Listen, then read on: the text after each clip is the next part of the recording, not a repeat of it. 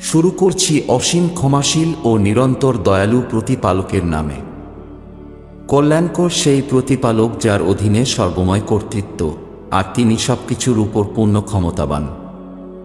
যিনি সৃষ্টি করেছেন জীবন ও মৃত্যু, যাতে তোমাদেরকে পরীক্ষা করতে পারেন যে কে তোমাদের মধ্যে কর্মকাণ্ডের দিক থেকে উত্তম। তিনি মহা পরাক্রমশালী ও বিস্তর ক্ষমাশীল, যিনি স্তরে স্তরে সুবিন্যস্ত করেছেন সপ্ত আকাশ। দয়াময় প্রতিপালকের সৃষ্টিতে আপনি কোনো খুঁত বা বিশৃঙ্খলা দেখতে পাবেন না। আবার আপনি চোখ তুলে তাকিয়ে দেখুন কোনো ত্রুটি খুঁজে পাচ্ছেন কি। তারপর আপনি দ্বিতীয়বার দৃষ্টিপাত করুন। এভাবে বারংবার সে দৃষ্টি ব্যর্থ ও ক্লান্ত হয়ে আপনার দিকেই ফিরে আসবে। আর অবশ্যই আমি নিকটবর্তী গগনকে নক্ষত্রমণ্ডলের প্রদীপ দ্বারা সুশোভিত করেছি এবং সেগুলোকে শয়তানের প্রতি পাথর নিক্ষেপের উপকরণ করেছি, এবং আমি ওই শয়তানদের জন্য জ্বলন্ত আগুনের শাস্তি প্রস্তুত রেখেছি। আর যারা তাদের প্রতিপালককে অস্বীকার করে তাদের জন্য রয়েছে নরকের শাস্তি, এবং তা অত্যন্ত নিকৃষ্ট আবাসস্থল। যখন তাদেরকে সেখানে নিক্ষেপ করা হবে তখন তারা নরকের বিকট শব্দ শুনবে, আর তা হবে উদ্বেলিত। রোষে নরক যেন ফেটে পড়বে। যখনই সেখানে কোনো দলকে নিক্ষেপ করা হবে তখন তাদেরকে রক্ষীরা জিজ্ঞেস করবে, তোমাদের কাছে কি কোনো সতর্ককারী আসেনি? তারা বলবে, হ্যাঁ, অবশ্যই আমাদের কাছে সতর্ককারী এসেছিল, কিন্তু তখন আমরা তাকে অস্বীকার করেছিলাম এবং বলেছিলাম, তুমি তো মহাবিভ্রান্তিতে রয়েছ, পালনকর্তা কিছুই অবতরণ করেননি। আর তারা বলবে, আফসোস আমাদের উপর। যদি আমরা তখন শুনতাম অথবা বিবেকবুদ্ধি প্রয়োগ করতাম, তাহলে আমরা আজ জ্বলন্ত নরকের অধিবাসী হতাম না। অতঃপর তারা তখন তাদের অপরাধ স্বীকার করবে। সুতরাং ধিক্কার ওই জ্বলন্ত নরকের অভিশপ্ত অধিবাসীদের উপর। নিশ্চয় যারা না দেখেই তাদের প্রতিপালককে ভয় করে, তাদের জন্য রয়েছে ক্ষমা ও মহাপুরস্কার।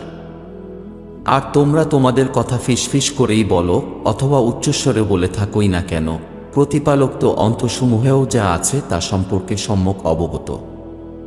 যিনি সৃষ্টি করেছেন তিনি কি জানেন না? যদিও তিনি অত্যন্ত সূক্ষ্মদর্শী ও সম্যক অবহিত। তিনি তো তোমাদের জন্য ভূপৃষ্ঠকে সুগম করে দিয়েছেন, যাতে তোমরা সহজে দিগদিগন্তে বিচরণ করো এবং তাঁরই প্রদত্ত জীবন জীবিকা থেকে তোমরা পানাহার করো, আর সমাধিস্থল থেকে পুনরুত্থান তো তাঁরই কাছে। তোমরা কি প্রতিপালক থেকে ভীতিহীন হয়েছ নভমণ্ডলেও, যার আধিপত্য বিরাজ করে? তিনি তোমাদের সহ ভূপৃষ্ঠে ধসিয়ে দেবেন, অতঃপর তা হঠাৎ করেই থরথর করে কাঁপতে থাকবে।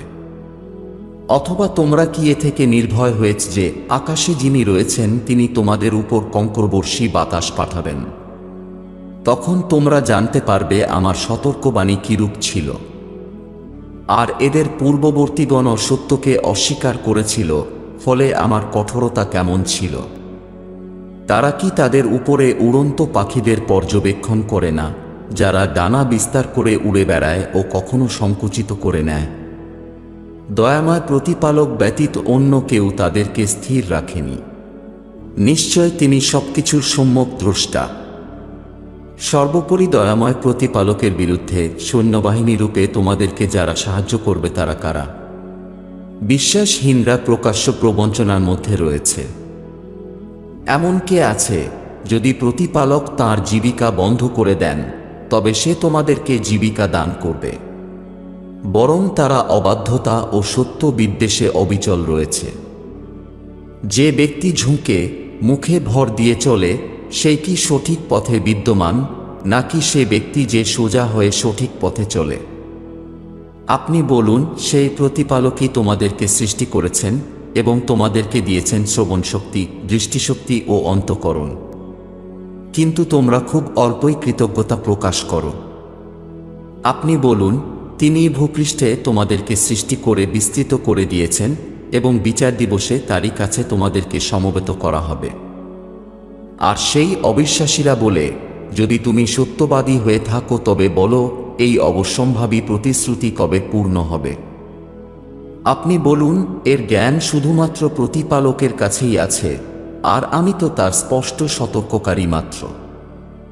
অতঃপর যখন সেই অবিশ্বাসীরা আসন্ন বিচার দিবস নিকটবর্তী হতে দেখবে, তখন তাদের চেহারা ম্লান ও বিকৃত হয়ে পড়বে এবং তাদেরকে বলা হবে, এটাই হলো তা যা তোমরা দাবি করেছিলে। আপনি বলুন, তোমরা আমাকে জানাও তো দেখি, তোমাদের ইচ্ছানুযায়ী যদি প্রতিপালক আমাকে ও আমার সঙ্গীদেরকে ধ্বংস করেন অথবা আমাদের ইচ্ছানুযায়ী আমাদের প্রতি দয়া প্রদর্শন করেন, তবে অবিশ্বাসীদেরকে যন্ত্রণাদায়ক শাস্তি হতে কে রক্ষা করবে? আপনি বলুন, তিনিই দয়াময় প্রতিপালক, আমরা তাঁর উপর বিশ্বাস স্থাপন করেছি এবং তাঁরই উপর ভরসা করি। অতঃপর অচিরেই তোমরা জানতে পারবে কে স্পষ্ট বিভ্রান্তিতে রয়েছে।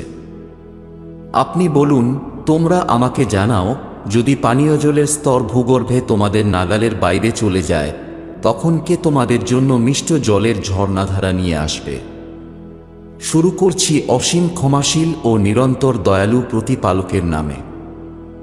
নুন কলমের শপথ এবং মানুষ যা লিপিবদ্ধ করে তার। আপনি আপনার প্রতিপালকের আশীর্বাদের কারণে উন্মাদ নন, আর নিশ্চয় আপনার জন্য রয়েছে এমন পুরস্কার যার অন্ত নেই। আর নিশ্চয় আপনি উত্তম চরিত্রের মালিক। অতঃপর অচিরেই আপনিও দেখবেন আর তারাও দেখতে পাবে। তোমাদের মধ্যে কে বিকারগ্রস্ত? নিশ্চয় আপনার পালনকর্তা সম্যক অবগত যে কে তার পথ থেকে বিচ্যুত হয়েছে, এবং তিনি তাদেরকে খুব ভালো করেই জানেন কারা সৎপথে অবিচল আছে। কাজেই আপনি অস্বীকারীদের কথায় কর্ণপাত করবেন না। ওই অবিশ্বাসীরা তো কামনা করে যে আপনি আপনার দায়িত্ব পালনে শিথিল হয়ে পড়েন, তবে তাদেরই বিরোধিতায় শিথিল হওয়া উচিত। আর আপনি এমন কারো কথায় কর্ণপাত করবেন না যে ব্যক্তি অধিক মিথ্যা শপথ গ্রহণ করে ও যে লাঞ্ছিত, যে ক্ষুদ্র বিষয়কে অতি বৃহৎ করে বেড়ায় ও ফন্দিবাজ, কল্যাণের কাজে বাধা দানকারী, সীমালঙ্ঘনকারী ও পাপিষ্ঠ। সে রূঢ় স্বভাবের ও তদুপরি কুখ্যাত গুণাবলী সহ এক বদমেজাজি। এসব কিছু এজন্য যে সে ধনসম্পদ ও সন্তান সন্ততিতে সমৃদ্ধশালী। যখন তাদের কাছে আমার নিদর্শনসমূহ পাঠ করা হয়, তখন তারা বলে, এ তো পূর্ববর্তীদের কল্পকাহিনী মাত্র। আমি অতি শীঘ্রই তার নাসিকা কর্তন করব ও তাকে দাগিয়ে দেব। আমি তো মক্কার অবিশ্বাসীদেরকে এরূপ পরীক্ষা করেছি, যেমন পরীক্ষা করেছিলাম এক উদ্যান অধিপতিদেরকে, যখন তারা শপথ করেছিল যে তারা প্রত্যুষে বাগানের ফল সংগ্রহ করে নেবে, এবং তারা কোনো ব্যতিক্রমী কোনো কথা বলেনি। অতঃপর আপনার পালনকর্তার কাছ থেকে রাতারাতি এক বিপর্যয় হানা দিল সেই উদ্যানে, যখন তারা ঘুমন্ত অবস্থায় ছিল। ফলে সেই উদ্যান কর্তন করা ফসলের ন্যায় কালো বর্ণ ধারণ করল। তারপর তারা সকাল হতেই পরস্পরকে ডেকে বলল, তোমরা যদি ফল আহরণ করতে চাও, তবে সকাল সকাল বাগানের দিকে চলো। তারপর তারা একে অপরের সাথে নিম্নস্বরে কথা বলতে বলতে চলতে লাগল, সাবধান থেকো, আজ সেখানে যেন তোমাদের কাছে কোনো অভাবী পেশ করতে না পারে।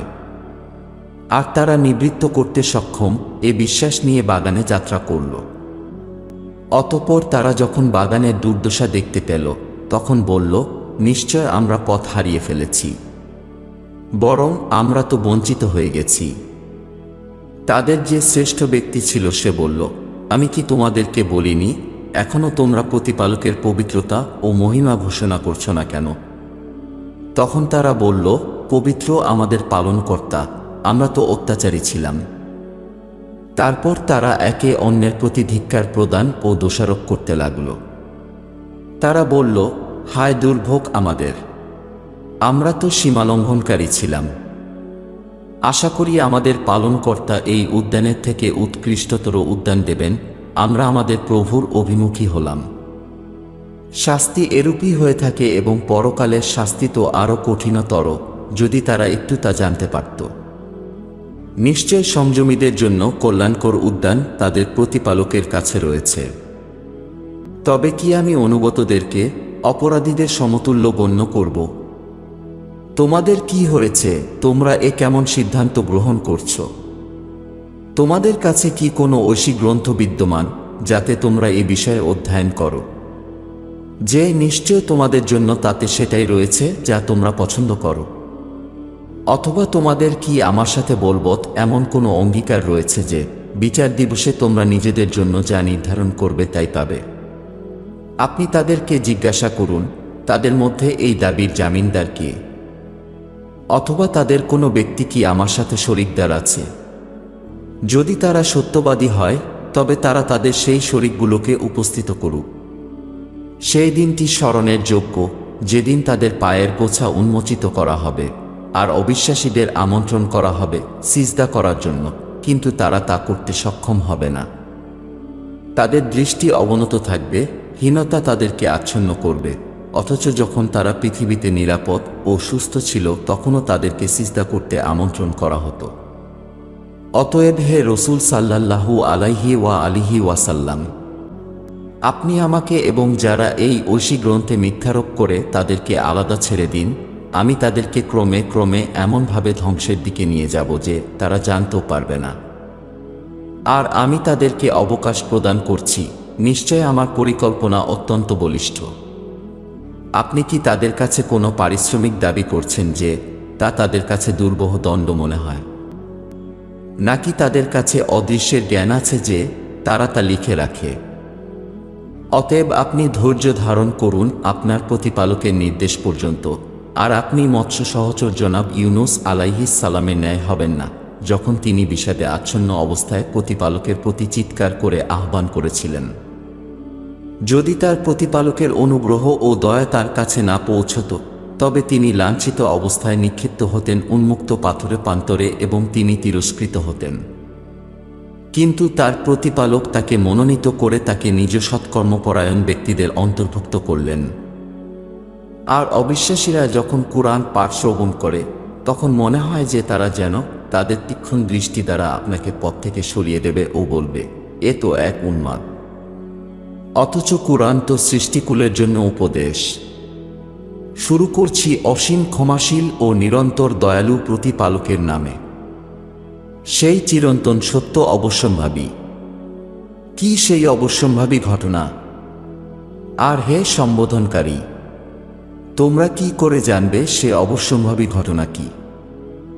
সামুদ ও আদ সম্প্রদায় অস্বীকার করেছিল ভীতিপ্রদ মহাবিপদ সম্পর্কে। অতঃপর সামুদ সম্প্রদায় তাদেরকে ধ্বংস করা হয়েছিল এক প্রলয়ঙ্কর বিপর্যয়কারী প্রচণ্ড চিৎকার ধ্বনি দ্বারা। আর আদ সম্প্রদায় তাদেরকে ধ্বংস করা হয়েছিল এক প্রচণ্ড ঠান্ডা ঝঞ্ঝাবায়ু দ্বারা, যা তিনি তাদের উপর 7 রাত ও 8 দিন বিরামহীনভাবে প্রবাহিত করেছিলেন। তখন আপনি যদি সেখানে থাকতেন তবে উক্ত সম্প্রদায়কে দেখতেন তারা সেখানে সারশূন্য খেজুর বৃক্ষের কাণ্ডের ন্যায় লুটিয়ে পড়ে আছে। অতঃপর তাদের অবশিষ্ট কাউকেও আপনি বিদ্যমান দেখতে পান কি? আর ফিরাউন, তার পূর্ববর্তীরা এবং উল্টিয়ে দেওয়া জনপদ একই পাপাচারে লিপ্ত ছিল, অর্থাৎ তারা তাদের প্রতিপালকের রসূল আলাইহিস সালামকে অমান্য করেছিল, ফলে তিনি তাদেরকে কঠোর যন্ত্রণার মাধ্যমে আবদ্ধ করে ফেললেন। আর যখন জলোচ্ছ্বাস সীমা অতিক্রম করেছিল তখন আমি তোমাদেরকে ও তোমাদের পূর্বপুরুষদের নৌযানে আরোহণ করিয়েছিলাম। আমি এটা করেছিলাম তোমাদের শিক্ষার জন্য, আর এজন্য যে যাতে শ্রুতিধর কর্ণসমূহ এই ঘটনা সংরক্ষণ করে। সুতরাং যখন একটি বার সিংহায় ফুৎকার দেওয়া হবে আর পর্বতমালা সহ পৃথিবী একযোগে উৎক্ষিপ্ত হবে এবং কেবলমাত্র এক ধাক্কায় তারা চূর্ণবিচূর্ণ হয়ে যাবে, ফলে সেদিন অবশ্যম্ভাবী বিচার দিবস সংঘটিত হবে। আর নভমণ্ডল বিদীর্ণ হয়ে যাবে, ফলে সেদিন তা দুর্বল ও বিক্ষিপ্ত হয়ে পড়বে। আর প্রভুর দূতগণ আকাশের প্রান্ত দেশে অবস্থান করবে এবং সেদিন 8 জন প্রভুদূত আপনার প্রতিপালকের আরশকে তাদের উপরে ধারণ করে থাকবে। সেদিন তোমাদেরকে তোমাদের প্রতিপালকের বিচারালয়ে উপস্থিত করা হবে এবং তোমাদের কোনো কিছুই আর গোপন থাকবে না। তখন যাকে তার কর্মপুস্তক তার ডান হাতে দেওয়া হবে তখন সে বলবে, এই নাও আমার কর্মপুস্তক এবং পড়ে দেখো। আমি দৃঢ় বিশ্বাস করতাম যে আমাকে আমার হিসাব নিকাশের সম্মুখীন হতে হবে।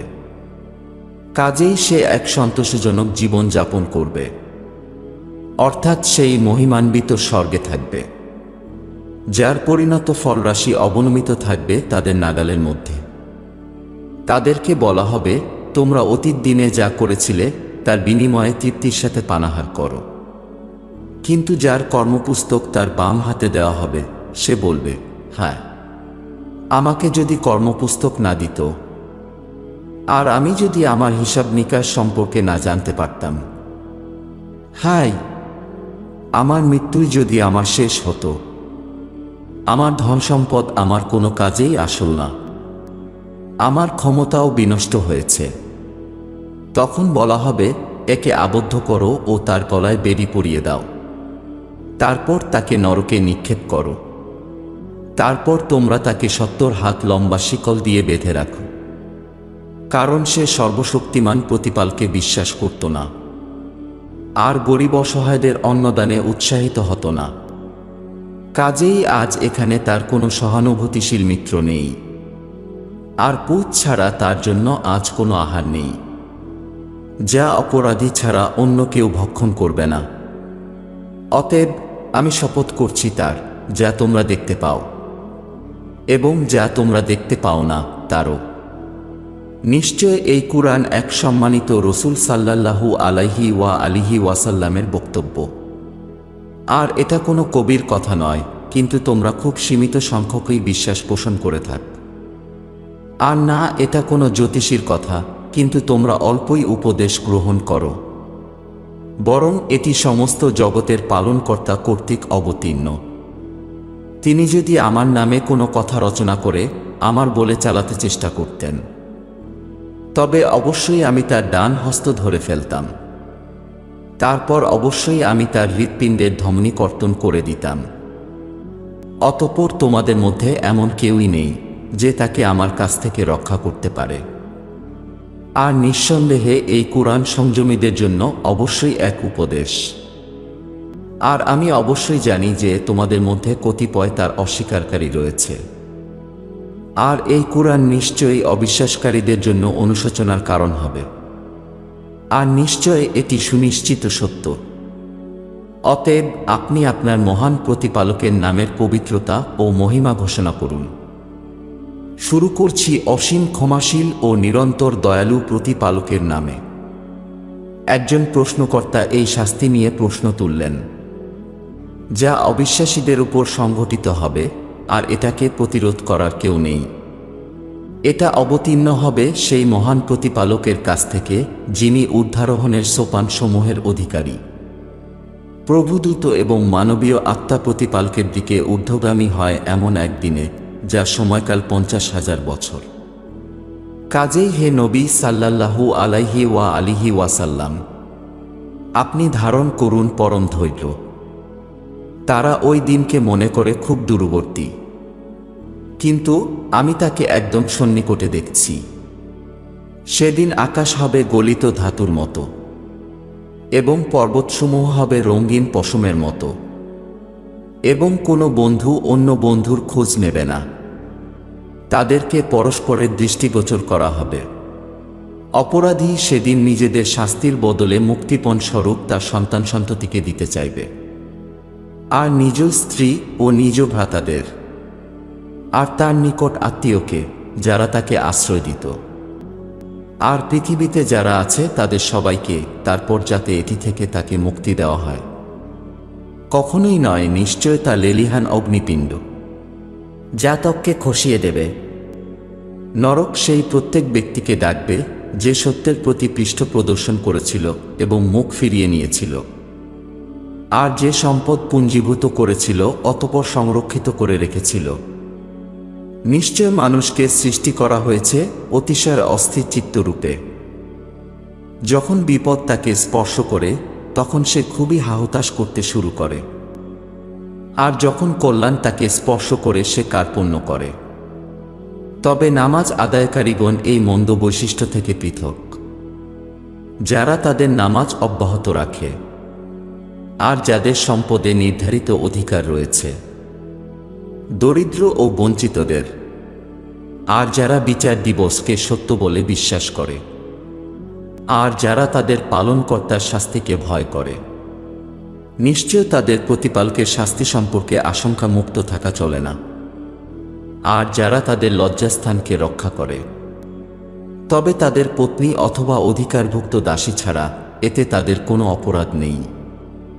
তবে যারা এর বাইরে যায় তারাই হবে সীমালঙ্ঘনকারী, আর যারা তাদের আমানত, প্রতিশ্রুতি ও বিশ্বাসের রক্ষাকারী, আর যারা তাদের সাক্ষ্যসমূহে অটল থাকে, আর যারা তাদের নামাজের রক্ষাকারী, এরাই তারা যারা স্বর্গীয় উদ্যানে সম্মানের সাথে বসবাস করবে।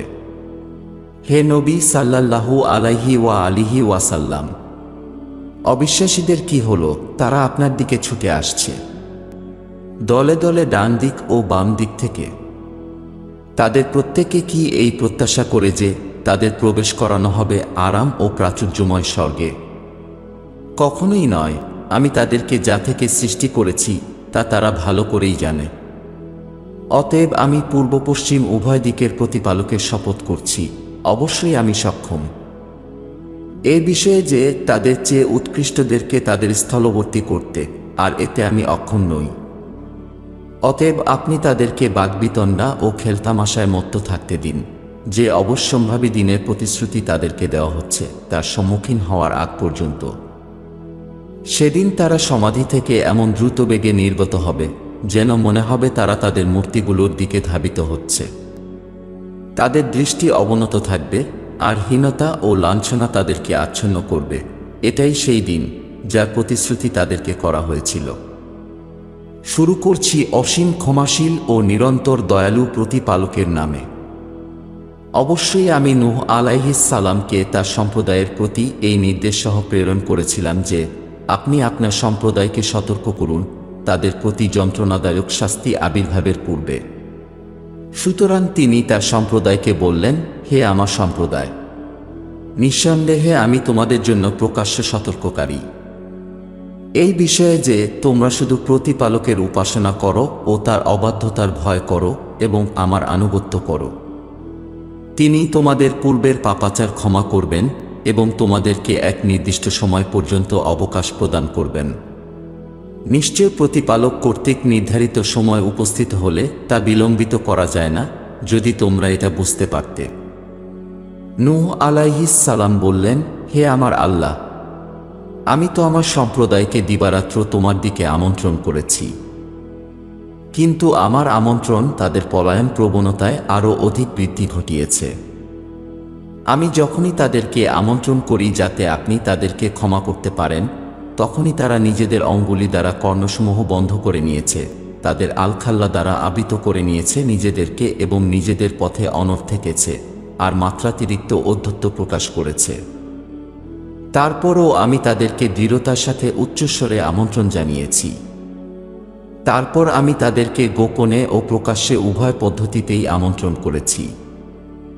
অতঃপর আমি তাদের বলেছি, তোমাদের প্রভুর নিকট ক্ষমা প্রার্থনা করো, নিশ্চয় তিনি অত্যন্ত ক্ষমাশীল।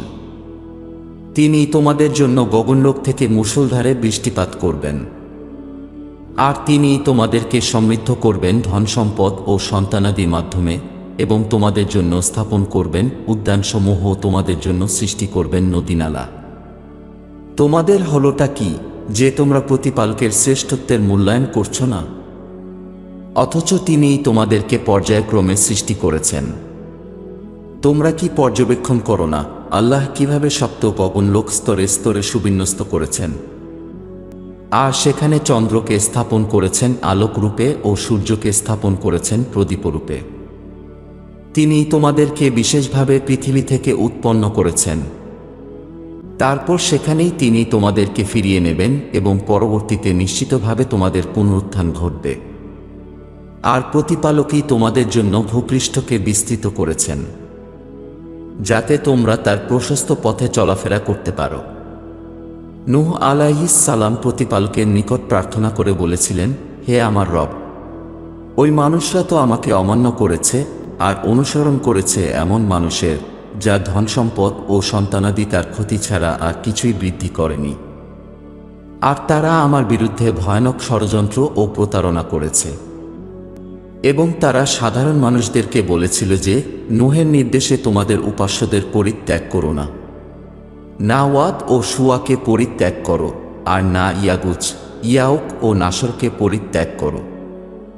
বস্তুত তারা অনেককে বিভ্রান্ত করেছে, কাজেই হে প্রভু, আপনিও তাদের বিভ্রান্তি ছাড়া আর কিছুই বৃদ্ধি করবেন না।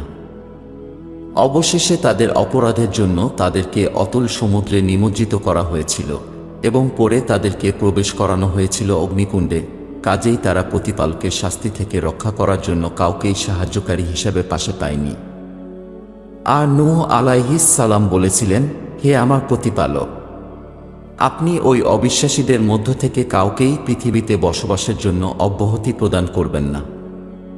আপনি তাদেরকে যদি অব্যাহতি প্রদান করেন তবে তারা আপনার উপাসকদেরকে বিভ্রান্ত করবে এবং শুধু কুকর্মকারী ও কঠোর অবিশ্বাসী ব্যতীত অন্য কিছুই জন্ম দেবে না। হে আমার প্রতিপালক, আপনি ক্ষমা করুন আমাকে ও আমার পিতামাতাকে এবং যারা বিশ্বাস স্থাপন করে আমার গৃহে প্রবেশ করে তাদেরকে এবং সমস্ত আস্থাশীল পুরুষ ও নারীদেরকে, আর অত্যাচারীদের বিনাশ ক্রিয়াতেই শুধু বৃদ্ধি করুন। শুরু করছি অসীম ক্ষমাশীল ও নিরন্তর দয়ালু প্রতিপালকের নামে। হে নবী সাল্লাল্লাহু আলাইহি ওয়া আলিহি ওয়াসাল্লাম, আপনি বলুন, আমার প্রতি প্রত্যাদেশ করা হয়েছে যে জিনদের একটি দল মনোযোগের সাথে কুরআন পাঠ শ্রবণ করেছে। অতঃপর তারা নিজ সম্প্রদায়ের নিকট ফিরে গিয়ে বলেছে, আমরা তো এক বিস্ময়কর কুরআন পাঠ শ্রবণ করলাম, যা কল্যাণের পথ প্রদর্শন করে, ফলে আমরা এর প্রতি বিশ্বাস স্থাপন করেছি, আর আমরা কখনোই আমাদের প্রতিপালকের সাথে কাউকে শরীক দেওয়ার প্রতিপন্ন করব না। আর নিশ্চয়ই আমাদের প্রতিপালকের মর্যাদা সমুচ্চ, তিনি কোনো সঙ্গিনী গ্রহণ করেননি এবং না কোনো সন্তান গ্রহণ করেছেন।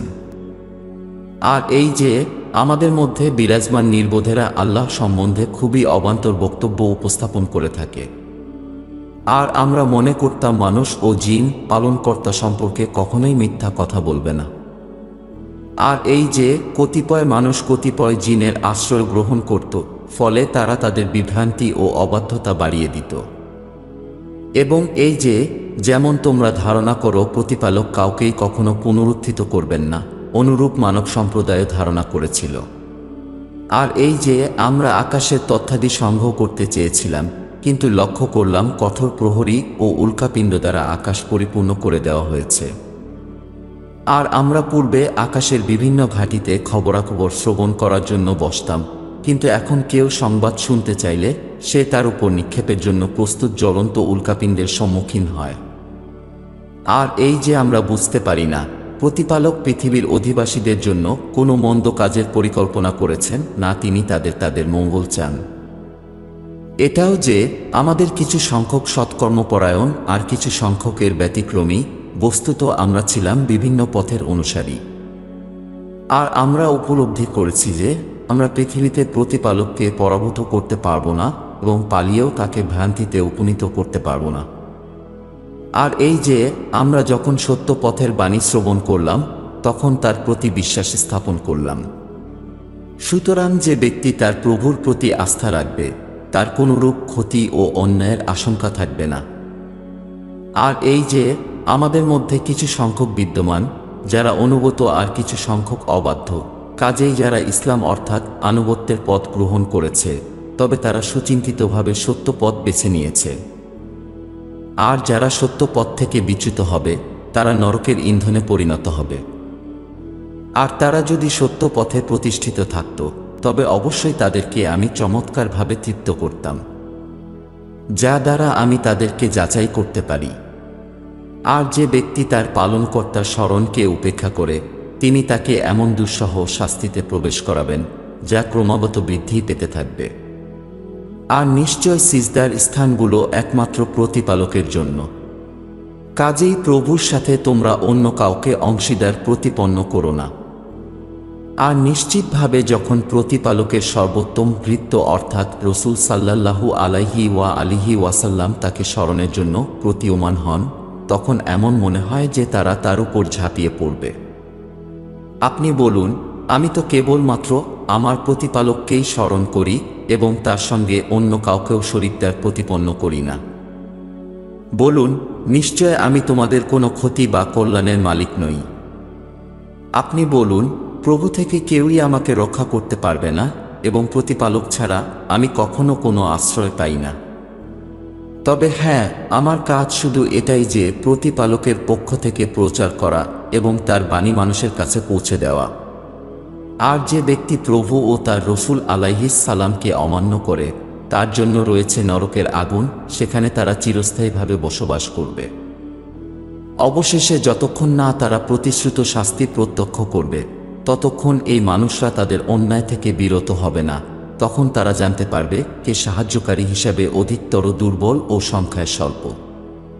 আপনি বলুন, আমি জানি না তোমাদেরকে যে প্রতিশ্রুতি দেওয়া হয়েছে তার সন্নিকট, না আমার প্রতিপালক তার জন্য কোনো সুদীর্ঘ মেয়াদ স্থির করে রেখেছেন। তিনি সেই আল্লাহ যিনি অদৃশ্য বিষয়ের খোঁজ খবর রাখেন, তিনি তার অদৃশ্যের জ্ঞান কারো কাছে প্রকাশ করেন না, তবে তার মনোনীত রসুল ব্যতীত যাকে তিনি এই কাজে মনোনীত করেন। সেক্ষেত্রে প্রতিপালক তার রসুলের অগ্র ও পশ্চাৎভাগে প্রহরী নিয়োজিত করেন, যাতে তিনি জানতে পারেন যে নিশ্চিতভাবে তারা তাদের প্রভুর বাণী পৌঁছে দিয়েছেন। আর তাদের পরিস্থিতি তিনি পরিবেষ্টন করে রেখেছেন এবং তিনি প্রতিটি বস্তু গণনা করে হিসাব করে রেখেছেন। শুরু করছি অসীম ক্ষমাশীল ও নিরন্তর দয়ালু প্রতিপালকের নামে। হে চাদর আবৃত রসুল সাল্লাল্লাহু আলাইহি ওয়া আলিহি ওয়াসাল্লাম, রাতে নামাজে দাঁড়ান, তবে সম্পূর্ণ রাত নয় বরং রাতের কিছু অংশে, অর্থাৎ অর্ধরাত বা তার থেকেও কিছু কমিয়ে দিন, অথবা তার থেকেও একটু বাড়িয়ে দিন। আর কুরআন সুস্পষ্টভাবে ধীরগতিতে পাঠ করুন। নিশ্চয় আমি আপনার প্রতি অবতরণ করছি এক গুরুভার বাণী। নিশ্চিতভাবে রাতের বেলায় ওঠা কঠিন, তবে তা প্রভুর স্মরণ ও কুরআন পাঠের জন্য অধিক উপযোগী ও উপকারী। নিঃসন্দেহে দিনের বেলায় আপনার জন্য রয়েছে দীর্ঘ কর্মব্যস্ততা। আর আপনি আপনার প্রতিপালকের নাম স্মরণ করুন আর একনিষ্ঠতার সাথে তার প্রতি মগ্ন হয়ে পড়ুন। তিনি পূর্ব পশ্চিমের প্রতিপালক, তিনি ছাড়া কোনো উপাস্য নেই। অতএব তাকেই আপনি কর্মবিধায়ক রূপে স্থির করুন। আর ওই অবিশ্বাসীরা যা বলে তাতে আপনি ধৈর্য ধারণ করুন এবং সৌজন্যের সাথে তাদের পরিহার করে চলুন। আর আমাকে ও ধন সম্পদের অধিকারী অস্বীকারীদেরকে একাকী ছেড়ে দিন এবং কিছু কালের জন্য তাদেরকে অবকাশ দিন। নিশ্চয় আমার কাছে তাদের জন্য শিকল ও নরকের প্রজ্বলিত আগুন বিদ্যমান। আর আছে এমন খাদ্য যা গলায় আটকে যায় এবং রয়েছে যন্ত্রণাদায়ক শাস্তি। এটি সেদিন সংঘটিত হবে যেদিন ভূপৃষ্ঠ ও পাহাড় পর্বত প্রকম্পিত হবে এবং পর্বতসমূহ বিক্ষিপ্ত বহমান বালুকারাশিতে পরিণত হবে। আমি তোমাদের কাছে এক রসুল সাল্লাল্লাহু আলাইহি ওয়া আলিহি ওয়াসাল্লাম প্রেরণ করেছি তোমাদের জন্য সাক্ষীস্বরূপ, যেমন রসুল প্রেরণ করেছিলাম ফিরাউনের নিকট। কিন্তু ফিরাউন যখন রসুল আলাইহিস সালামকে অমান্য করেছিল তখন আমি তাকে অত্যন্ত কঠোরভাবে অবরুদ্ধ করে ফেললাম। অতএব যদি তোমরা অবিশ্বাস পোষণ করো তবে সেদিন কি করে আত্মরক্ষা করবে, যে দিনটি শিশুদেরকে বৃদ্ধে পরিণত করবে? সেদিন আকাশ হবে বিদীর্ণ, আর এটি প্রতিপালকের চিরন্তন সত্য প্রতিশ্রুতি যা অবশ্যই বাস্তবায়িত হবে। নিশ্চয় এটি এক উত্তম উপদেশ, অতএব যে চায় সে যেন তার প্রতিপালকের নির্দেশিত পথ অবলম্বন করে। হে রসুল সাল্লাল্লাহু আলাইহি ওয়া আলিহি ওয়াসাল্লাম, নিশ্চয় আপনার প্রতিপালক অবগত যে আপনি কখনো রাতের প্রায় 2/3, কখনো আবার অর্ধাংশ এবং কখনো 1/3 নামাজে অতিবাহিত করেন এবং আপনার সঙ্গে যারা আছে তাদের একটি দলও অনুরূপ করে থাকে। আর প্রতিপালকই নির্ধারণ করেন দিন ও রাতের পরিমাণ এবং তাকে ছোট বড় করেন। তিনি জানেন যে তোমরা এটা কড়াইগণ্ডায় পালন করতে পারবে না, কাজেই তোমরা যতটুকু কুরআন পাঠ করতে পারবে ততটুকুই পাঠ করো। আল্লাহ এটাও জানেন যে তোমাদের মধ্যে কতিপয় অসুস্থ হবে, আর কতিপয় প্রতিপালকের জীবন জীবিকার সন্ধানে ভ্রমণ করবে এবং কতিপয় প্রতিপালকের পথে সংগ্রামে লিপ্ত হবে। কাজেই যতটুকু তোমাদের দ্বারা সহজসাধ্য ততটুকু কুরআন তোমরা পাঠ করো। আর তোমরা একনিষ্ঠভাবে নামাজ প্রতিষ্ঠা করো, যাকাত প্রদান করো এবং প্রভুকে দাও উত্তম ঋণ। আর তোমরা তোমাদের নিজেদের জন্য কল্যাণকর যা কিছু অগ্রিম প্রেরণ করবে তোমরা তা প্রতিপালকের নিকট গচ্ছিত পাবে। এটাই তোমাদের জন্য উৎকৃষ্টতর ও তার পুরস্কার অতি উত্তম। আর তোমরা পালনকর্তার কাছে ক্ষমা প্রার্থনা করো, নিশ্চয় প্রতিপালক অত্যন্ত ক্ষমাশীল ও পরম দয়ালু। শুরু করছি অসীম ক্ষমাশীল ও নিরন্তর দয়ালু প্রতিপালকের নামে।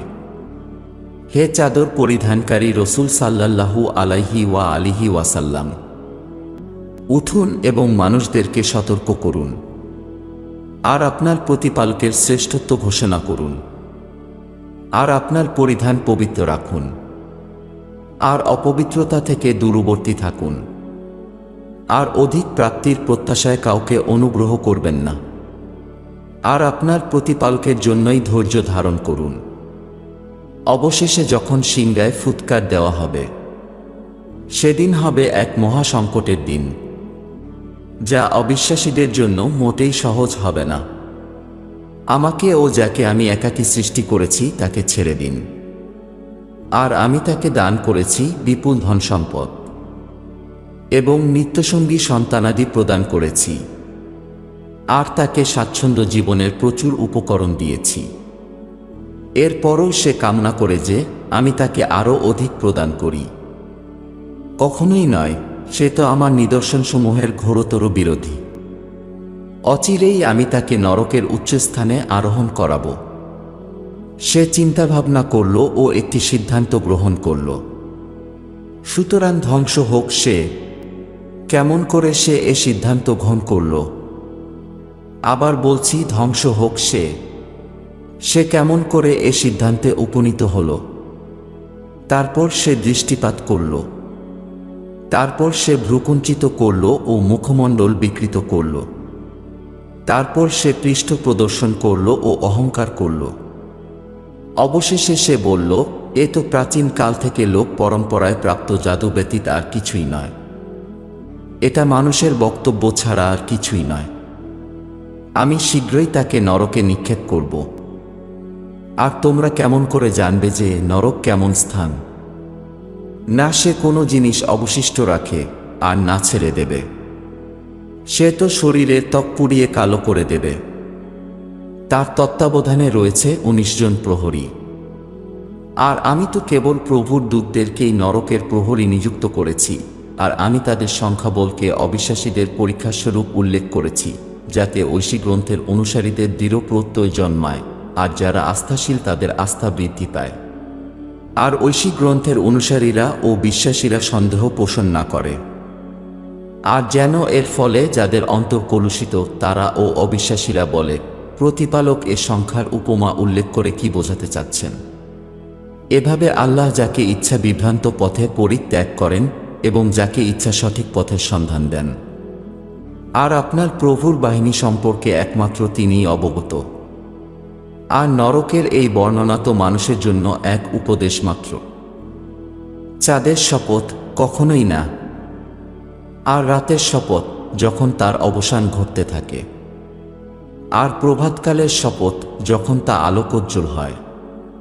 নিশ্চয় নরক ভয়াবহ বিপদসমূহের মধ্যে একটি, যা মানুষের জন্য সতর্কতা স্বরূপ। অর্থাৎ তোমাদের মধ্যে যে অগ্রগামী হতে চায় কিংবা যে পশ্চাৎগামী হয়ে পড়তে চায় তার জন্য। প্রত্যেক ব্যক্তি নিজ কৃতকর্মের দায়ে আবদ্ধ, কিন্তু ডান পাশের স্বর্গীয় ব্যক্তিরা ব্যতীত, যারা স্বর্গীয় উদ্যানে অবস্থান করবে এবং অপরাধীদের প্রশ্নোত্তর করতে থাকবে। কোন বিষয়াদি তোমাদেরকে নরকের আগুনে প্রবেশ করালো? তারা বলবে, আমরা নামাজ আদায়কারীদের অন্তর্ভুক্ত ছিলাম না, আর আমরা অভাবগ্রস্তদেরকে অন্নদান করতাম না, এবং অনর্থক আলোচনাকারীদের সাথে থেকে আমরাও অনর্থক কাজকর্ম সম্পাদন করতাম, আর আমরা বিচার দিবসকে অস্বীকার করতাম। অবশেষে আমাদের কাছে সুনিশ্চিত মৃত্যু আগমন করল। ফলে সুপারিশকারীদের সুপারিশ এমন মানুষদের কোনো উপকার করবে না। কাজেই তাদের কি হয়েছে যে তারা উপদেশ উপেক্ষা করে? তারা যেন ভীত সন্ত্রস্ত হয়ে পলায়নরত একপাল গাধার ন্যায়, যারা সিংহের ভয়ে পলায়ন করেছে। বরং তাদের মধ্যে প্রত্যেকেই কামনা করে যে তাকে একটি উন্মুক্ত ঐশী গ্রন্থ প্রদান করা হোক। কখনোই এমন নয়, বস্তুত তারা পরকালকে ভয় করে না। নিশ্চয় এ কুরআন তো সকলের জন্য উপদেশবাণী ছাড়া আর কিছুই নয়। অতএব যার ইচ্ছা হয় সে তা থেকে উপদেশ গ্রহণ করুক। আর প্রতিপালকের ইচ্ছা ব্যতীত কেউ তা থেকে উপদেশ গ্রহণ করতে পারে না। তিনিই তার যোগ্য যে একমাত্র তাকেই ভয় করা হোক, আর তিনিই ক্ষমা করার অধিকারী। শুরু করছি অসীম ক্ষমাশীল ও নিরন্তর দয়ালু প্রতিপালকের নামে। না, আমি শপথ করছি বিচার দিবসের, আর আমি শপথ করছি ভর্ৎসনাকারী আত্মার। মানুষ কি এটা মনে করে যে আমি কখনোই তার ক্ষতপ্রাপ্ত অস্থিসমূহ একত্র করব না? হ্যাঁ, অবশ্যই করব। আমি তার সম্পূর্ণ আঙ্গুল পুনর্বিন্যস্ত করতে সক্ষম। বরং মানুষ তার ভবিষ্যৎ অর্থাৎ পরবর্তী জীবনেও পাপাচার করতে চায়। সেজন্যই তো প্রশ্ন করে বিচার দিবস কবে আসবে। কাজেই যখন চক্ষু স্থির হয়ে যাবে, আর চন্দ্রগ্রহণ হবে, আর সূর্য ও চন্দ্রকে একত্রিত করা হবে, সেদিন মানুষ বলবে, আজ পালানোর স্থান কোথায়? কখনোই নয়, কোনো রকম আশ্রয়স্থল নেই। সেদিন ঠাঁই হবে একমাত্র আপনার প্রতিপালকেরই নিকটেই। সেদিন মানুষকে অবহিত করা হবে সে কোন কর্মফল অগ্রিম প্রেরণ করেছে ও কি পশ্চাতে রেখে গেছে। বরং মানুষই নিজের সম্পর্কে সম্যক অবগত, যদিও সে নানা রকম অজুহাতের অবতারণাই করুক না কেন। হে রসুল সাল্লাল্লাহু আলাইহি ওয়া আলিহি ওয়াসাল্লাম, দ্রুত মুখস্থ করার উদ্দেশ্যে আপনি কুরআন নিয়ে আপনার জিহ্বাকে দ্রুত সঞ্চালন করবেন না। প্রকৃতপক্ষে এর সংরক্ষণ ও পাঠ করানোর দায়িত্ব আমারই। কাজেই যখন আমি তা পাঠ করি, তখন আপনিও সেই অনুযায়ী পাঠ করুন। তারপর তার ব্যাখ্যার দায়িত্ব নিশ্চিতভাবে আমারই। কখনোই না, বরং তোমরা দ্রুত হস্তগত হওয়া পার্থিব জীবনকে ভালোবাসো, আর তোমরা বিলম্বে উপস্থিত হওয়া পরকালকে উপেক্ষা করো। সেদিন কোনো কোনো মুখমণ্ডল উজ্জ্বল হবে, নিজ পালনকর্তার অনুগ্রহ এবং আশীর্বাদকে দেখতে থাকবে। আর সেদিন কোনো কোনো মুখমণ্ডল আবার ম্লান হয়ে পড়বে। তারা আশঙ্কা করবে যে এক কোমর ভাঙা বিপর্যয় তাদের উপর আপতিত হবে। অবশ্যই না, যখন পান কণ্ঠাগত হবে এবং বলা হবে, তার প্রাণ রক্ষাকারী সেই ঝাড়ুফুঁককারী এখন কোথায়? তখন তার প্রত্যয় হবে যে এটাই পৃথিবী থেকে বিদায়ক্ষণ, এবং পায়ের সঙ্গে পা জড়িয়ে যাবে। সেদিন তোমাদের প্রতিপালকের কাছেই সকলকে হাঁকিয়ে নিয়ে যাওয়া হবে। এত কিছু বোঝানোর পরও এই বিশেষ লোক না বিশ্বাস করল আর না নামাজ পাঠ করল, বরং সে অস্বীকার করেছিল ও মুখ ফিরিয়ে নিয়েছিল। তারপর সে অহংকার করে নিজ পরিবার পরিজনের কাছে প্রত্যাবর্তন করেছিল। এই কার্যপদ্ধতি তোমারই উপযুক্ত ও তোমারই যোগ্য। কাজেই এটি তোমারই যোগ্য ও তোমারই উপযুক্ত। মানুষ কি মনে করে যে তাকে এমনভাবে অতি সহজে ছেড়ে দেওয়া হবে? সে কি গর্ভে স্খলিত একটি শুক্রবিন্দু ছিল না? অতঃপর সে রক্তপিণ্ডে পরিণত হয়। তারপর প্রতিপালক তাকে আকৃতি দান করেন ও সুঠাম গঠনে উন্নীত করেন। অতঃপর তিনি তা থেকে সৃষ্টি করেন এক যুগল, অর্থাৎ নর ও নারী। তিনি কি মৃতদের জীবিত করতে সক্ষম নন? শুরু করছি অসীম ক্ষমাশীল ও নিরন্তর দয়ালু প্রতিপালকের নামে। কালপ্রবাহে মানুষের উপর এমন এক সময় অতিবাহিত হয়েছে যখন সে উল্লেখযোগ্য কিছুই ছিল না। নিঃসন্দেহে আমি তো মানুষকে সৃষ্টি করেছি মিশ্রিত শুক্রবিন্দু থেকে, যাতে তাকে পরীক্ষা করতে পারি। কাজেই তাকে শ্রবণশক্তি ও দৃষ্টিশক্তি সম্পন্ন করেছি। নিঃসন্দেহে আমি তাকে পথ নির্দেশনা দিয়েছি, সে কৃতজ্ঞ হোক বা অকৃতজ্ঞ। নিশ্চয় আমি অবিশ্বাসীদের জন্য শিকল, গলার বেদী ও লেলিহান অগ্নি প্রস্তুত রেখেছি।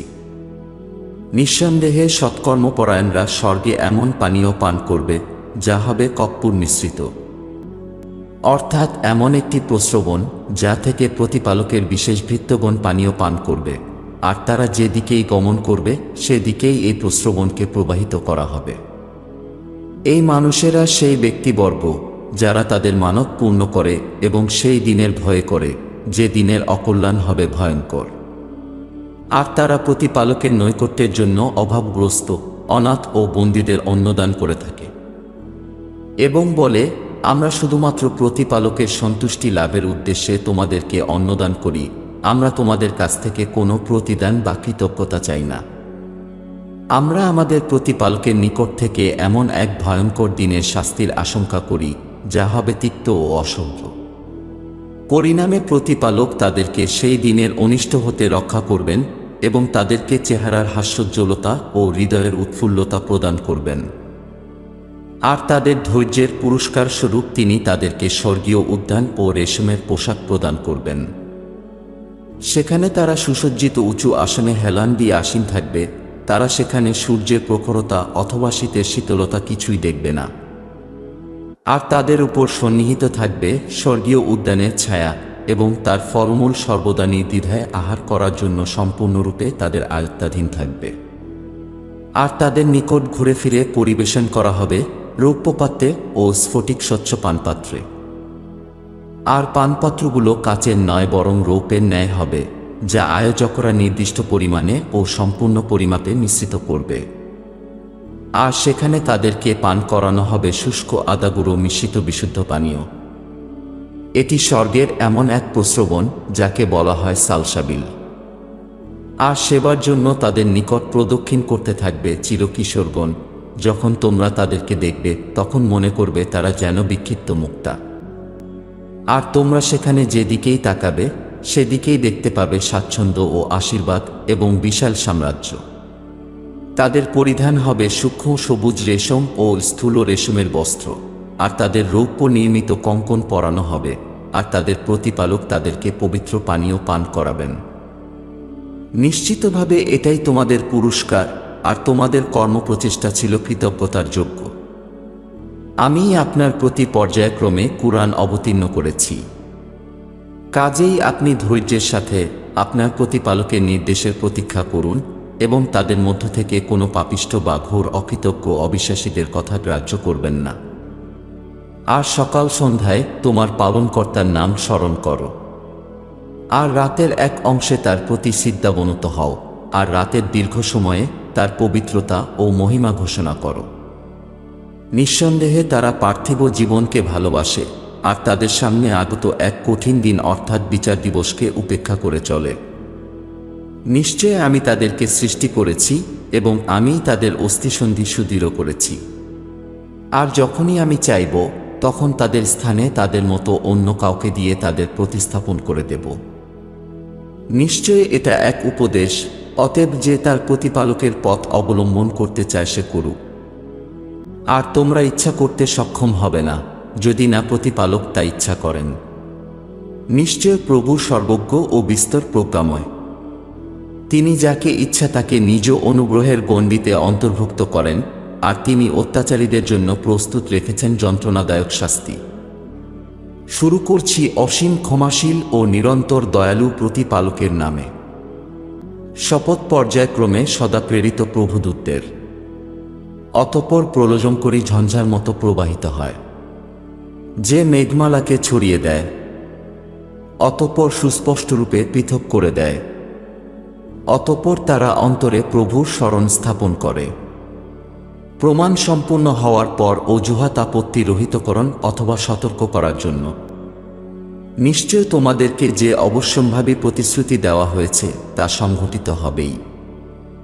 কাজেই যখন নক্ষত্ররাজির আলো নির্বাপিত করা হবে, আর আকাশমণ্ডলকে বিদীর্ণ করা হবে, আর যখন পর্বতমালা চূর্ণবিচূর্ণ করে ধূলিসাৎ করা হবে, আর যখন রসুল আলাইহিস সালামগণকে নির্ধারিত সময়ে উপস্থিত করা হবে।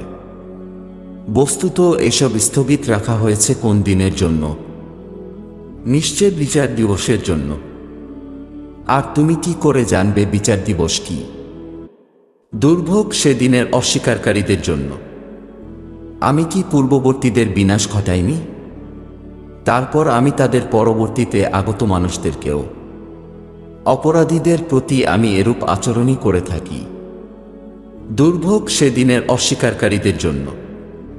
আমি কি তোমাদেরকে তুচ্ছ জল দ্বারা সৃষ্টি করিনি?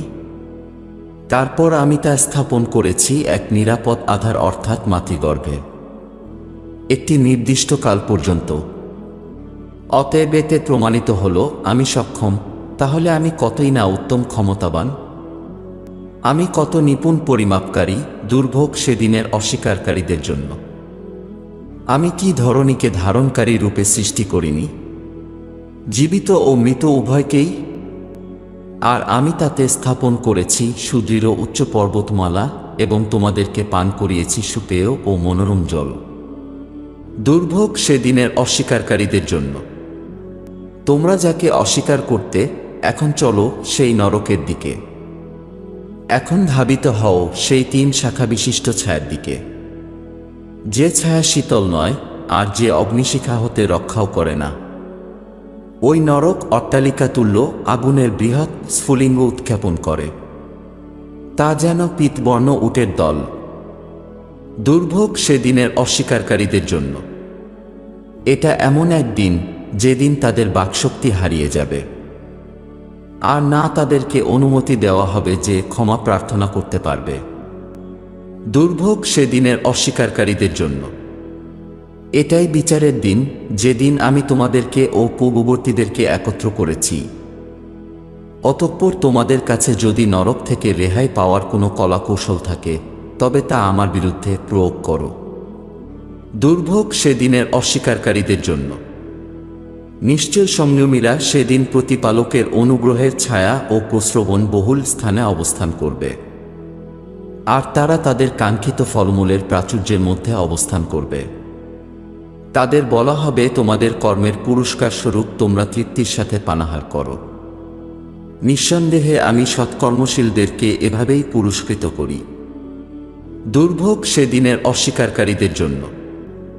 হে অস্বীকারীরা, পৃথিবীতে তোমরা কিছুদিন পানাহার করো ও সুযোগ সুবিধা ভোগ করে নাও, বাস্তবে তোমরা তো অপরাধী। দুর্ভোগ সেদিনের অস্বীকারীদের জন্য। আর যখন তাদেরকে বলা হয়, প্রতিপালকের প্রতি রুকু করো অর্থাৎ নত হও, তখন তারা নত হয় না। দুর্ভোগ সেদিনের অস্বীকারীদের জন্য। কাজেই তারা এই কুরআনের পরিবর্তে আর কোন বাণীতে বিশ্বাস স্থাপন করবে? هديناه السبيل إما شاكرا